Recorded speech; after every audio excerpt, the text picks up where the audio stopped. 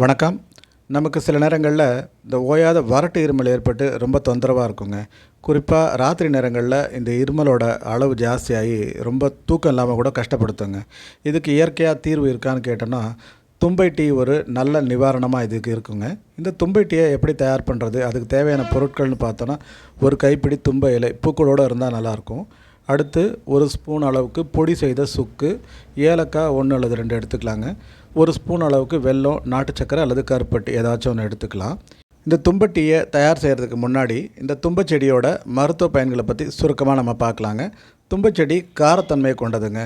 இது சளியை அகற்றும், தலைவலி, தலைபாரம், தலையில் நீர் கோத்துட்டு இருக்கிற பிரச்சனைகளை இது குணப்படுத்துங்க.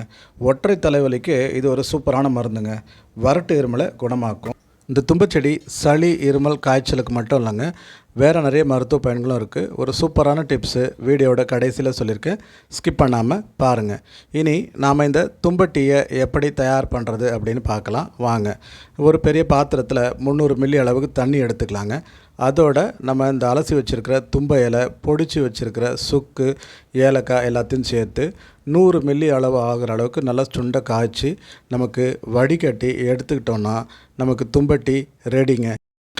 தும்பப்பூ இருக்குது இல்லைங்களா, அதை நல்லா பறித்து நல்லா குழச்சி நம்ம முகத்தில் அப்ளை பண்ணி கொஞ்சம் நேரம் ஊற விட்டு நம்ம வெதுவெதுப்பான தண்ணியில் முகத்தை கழுவிட்டு வந்தோம்னா முகத்தில் இருக்கிற கரும்புள்ளி, கருவளையங்கள் மறைஞ்சி முகம் பளிச்சுன்னு ஆகுங்க. இந்த தும்பட்டியை 3 நாளைக்கு, ஒரு நாளைக்கு 2 வேளை காலை மாலை அப்படின்னு நம்ம குடிச்சிட்டு வரும்பொழுது எப்பேற்பட்ட வறட்டு இருமலும் சட்டுன்னு சரியாகுங்க. இந்த வீடியோ பிடிச்சிருந்ததுன்னா சப்ஸ்கிரைப் பண்ணுங்கள், லைக் பண்ணுங்கள், கமெண்ட் பண்ணுங்கள், ஷேர் பண்ணுங்கள். மீண்டும் அடுத்த வீடியோவில் சந்திப்போம். நன்றி.